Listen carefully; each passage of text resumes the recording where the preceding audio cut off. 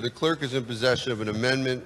It's LCO 8362. I ask that the clerk call the amendment, and I be given leave to summarize. Will the clerk please call LCO number 8362, which will be designated House Amendment Schedule A? House Amendment Schedule A, LCU number 8362, offered by Representative Fishbein. The representative seeks leave for the chair to summarize the amendments. Is there any objections? Seeing none, Representative Fishbein. Thank you, Mr. Speaker. Mr. Speaker, we have what is known in the state of Connecticut the crime of murder of special circumstances. And very briefly, what this amendment seeks to do is to add to the list of crimes that murder with special circumstances would include. And the amendment very clearly states murder committed in the course of the commission of a family violence crime as defined in section 46B 38A. And I will bring to your, Mr. Speaker's attention that there are, Your Honor,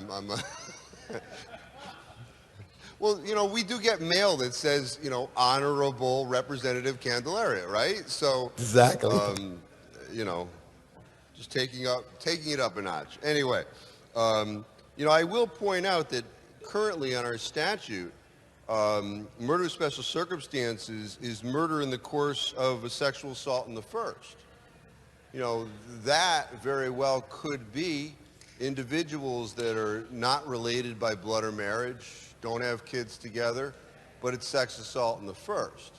So here, this directly deals with those, you know, mom and dad, many times, you know, the husband unfortunately kills the wife. There's been a pattern of stalking and those kinds of things, and it culminates in this bad act.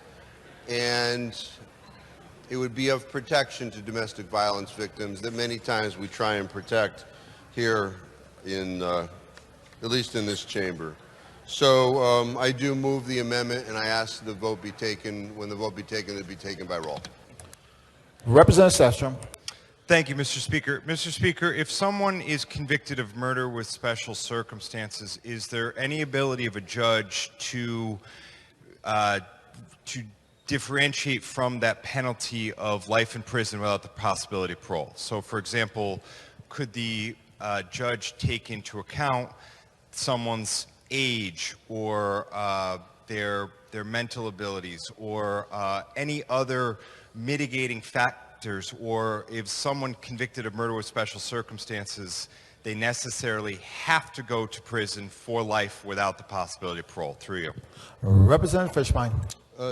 Thank you, Mr. Speaker. No, I do not believe so, ergo the gravity of the situation. We should be taking these cases very serious. The Flutos Doulos case, another very serious example. So certainly, no, they would not. But of course, we have the Board of Pardons and Paroles, and they can let the person out based upon the commutation policy of the flavor of the month.